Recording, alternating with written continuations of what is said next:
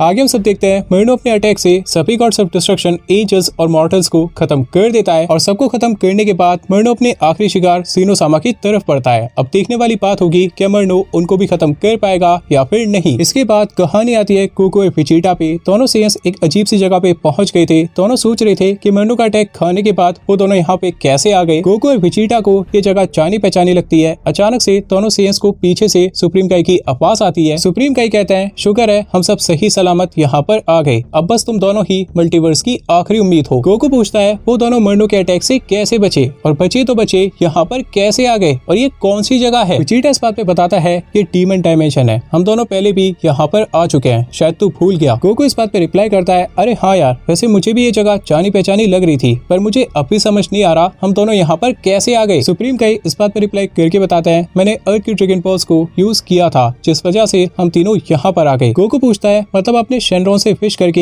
हम तीनों को यहाँ पर टेलीपोर्ट कराया, पर आपने ये कैसे किया। सुप्रीम काई दोनों सेयंस को बताते हैं दरअसल जब सभी गॉड्स ऑफ डिस्ट्रक्शन ने हम सभी सुप्रीम काइस को वहाँ से जाने के लिए बोला था तब हम सभी ग्रैंड प्रीस्ट के पास गए थे। वहाँ जाके पता चला ग्रैंड प्रीस्ट मरनो का सामना करने के लिए तैयार थे और हम सभी काफी हद तक रिलैक्स हो गए, लेकिन ग्रैंड प्रीस्ट ने हम सबको बताया मरनो को हराना उनके लिए भी आसान नहीं होगा, इसलिए उन्होंने हम सभी सुप्रीम काइस को सुपर ड्रैगन पॉज के पास भेजा जो मरनो को हराने की आखिरी उम्मीद थी। हम सभी काइस ग्रैंड प्रीस्ट का ऑर्डर मानते हुए सुपर ड्रैगन पॉज को कलेक्ट करने के लिए निकले, पर वहाँ जाके पता चला मरनो ने पहले से ही सुपर ड्रैगन पॉज को तबाह कर दिया था। अच्छी बात ये थी कि ग्रैंड प्रीस्ट ने हमें एक यूनिक सी चीज दी थी जिसके थ्रू हम सब बैटल देख पा रहे थे। बैटल देखते हुए ये बात साफ होती जा रही थी कि ग्रैंड प्रीस्ट का अंदाजा बिल्कुल सही था। मरनो सभी gods of destruction, angels, even grand priest से भी ज्यादा पावरफुल था। उस वक्त मेरे दिमाग में बस एक ही बात चल रही थी, किसी भी तरह सुपर ड्रैगन पॉज को वापस लाना ही था और ये बस एक तरीके से किया जा सकता था। मैं सीधा अर्थ पे गया, वहाँ सबसे बात किया और कोटेन और ट्रंक्स ने कुछ ही देर में मुझे सभी ड्रैगन बॉल्स लाके दी। उसके बाद शेनरॉन को बुलाया गया और मैंने फिश किया। बैटलफील्ड में मरनो के अलावा जितने भी मॉर्टल्स और डीएटीज थे उन सबको डीमन डायमेंशन में टेलीपोर्ट कर दे, पर शेनरॉन ने बताया वो किसी भी डीएटी को कहीं भी टेलीपोर्ट नहीं कर सकता, ये उसकी पावर के बाहर है। मेरे पास और कोई ऑप्शन नहीं था तो मैंने शेनरॉन से विश करके सभी मॉर्टल्स को अर्थ पे टेलीपोर्ट करा लिया। आप सब बहुत ज्यादा इंजर्ड हो चुके थे और बेहोश भी थे। मुझे लगा सभी मॉर्टल्स को डीमन डायमेंशन में लाना सही नहीं होगा क्योंकि काफी सारे मॉर्टल्स बाहर के यूनिवर्सेस के भी थे, इसलिए मैंने अपनी दूसरी विश में हम तीनों को डीमन डायमेंशन में टेलीपोर्ट कराया और बाकी वॉरियर्स को अर्थ पे ही छोड़ दिया। विजिटा पूछता है और यहाँ आने से हमें क्या फायदा होगा। सुप्रीम काई इस बात पे बताते हैं बहुत कुछ, याद है ना यहाँ पर भी ड्रैगन बॉल्स पाई जाती हैं। मुझे ऐसा लगता है इस डायमेंशन की dragon balls super dragon balls को वापस ला सकती हैं क्योंकि उनकी पावर अर्थ और नेमिक की ड्रैगन बॉल्स से ज्यादा होती है। कोको सुप्रीम काई की बात पे कहता है कि बिल्कुल ऐसा हो सकता है और एक बार सुपर ड्रैगन बॉल्स वापस आ गई तो हम सब कुछ ठीक कर देंगे। विजिटा इस बात पे बताता है कि एक दिक्कत हो सकती है, अगर मरनो की पावर सुपर ड्रैगन बॉल्स के क्रिएटर से ज्यादा हुई तो हम उसका कुछ नहीं बिगाड़ पाएंगे और वैसे भी सुपर ड्रैगन बॉल्स को यूज करके हम सभी डीटीज को वापस लाएंगे, मतलब हमें किसी भी तरह मरनो को हराना ही पड़ेगा और हमारी करंट स्टेट में हम किसी भी कीमत पे मरनो को नहीं हरा पाएंगे। इवन सभी डीटीज को वापस ले भी आए वो भी अपनी पूरी ताकत के साथ मरनो के सामने नहीं टिक पाएंगे, फिर से मारे जाएंगे। गोगो इस बात पे कहता है जब वो पहली बार इस डायमेंशन में आए थे तो एक बहुत पावरफुल नामेकियन से मिले थे जिनका नाम था नेवा। नेवा बहुत सी यूनिक एबिलिटीज प्रोसेस करते हैं, हो सकता है इस बार भी वो हमारी कुछ मदद कर पाए, हमें उनके पास जाना चाहिए। इसके बाद कहानी आती है मरनो पे जो सीनोसामा के पैलेस पे पहुंच गया था, पर वहाँ पे पहुंचने के बाद मरनो को पता चलता है सीनोसामा वहाँ पर थे ही नहीं। मरनो सोचने लगता है कि सीनोसामा कहाँ पर गए होंगे क्योंकि उसे पूरे मल्टीवर्स में सीनोसामा की प्रेजेंस फील नहीं होती, इसका मतलब सीनोसामा पूरे मल्टीवर्स में ही नहीं थे। मरनो हंसता है और सोचने लगता है जब भी मेरे सामने आएंगे तभी खत्म कर दूंगा, फिलहाल वक्त है मेरे आराम करने का। इतना सब कुछ करने के बाद आराम तो बनता है भाई। इसके बाद कहानी आती है अर्थ पे सभी मॉर्टल्स इस बैटल को पूरी तरह हार गए थे, बिल्कुल लास्ट मोमेंट पे उनकी जान बच पाई थी, वरना उनके यूनिवर्सेस के डीटीज तो कब के मारे जा चुके थे। सभी यूनिवर्सेस के सुप्रीम काइस अपने अपने मॉर्टल्स के साथ अपने अपने यूनिवर्सेस में चले जाते हैं। फ्रीजा भी यहाँ से चला जाता है बिकॉज उसके यहाँ रुकने का कोई मतलब नहीं बनता। पिकोलो और गोहान आपस में बात करने लगते हैं। गोहान पूछता है क्या डैड और विजिटा किसी भी तरह इस मरनो को हरा के सब कुछ ठीक कर पाएंगे। पिकोलो इस बात पे रिप्लाई करके बताता है उन दोनों ने बहुत बार हम सभी को बहुत बड़ी मुसीबतों से बचाया है, लेकिन इस बार कहना बहुत मुश्किल है कि वो अपने मकसद में कामयाब हो पाएंगे या फिर नहीं। इसके बाद कहानी आती है डीमन डायमेंशन पे। गोकू, विजिटा और सुप्रीम काई नेवा के पास पहुंच गए थे। नेवा इन तीनों को देखते हैं और हंसने लगता है। गोकू नेवा से पूछता है कि वो कैसे हैं। नेवा इस बात पे बताते हैं अभी तक अकेला था, लेकिन तुम्हारे आने के बाद मजा जरूर आएगा। गोकू नेवा को सब कुछ बता देता है कि बाहर की दुनिया में क्या क्या हुआ था। नेवा सब बात समझ जाता है और दोनों सेयन से पूछता है कि वो आगे क्या करने वाले हैं। गोकू इस बात पे बताता है कि ड्रैगन पॉज को यूज करना तो तय है, लेकिन उससे पहले हमें मरनो का कुछ करना पड़ेगा,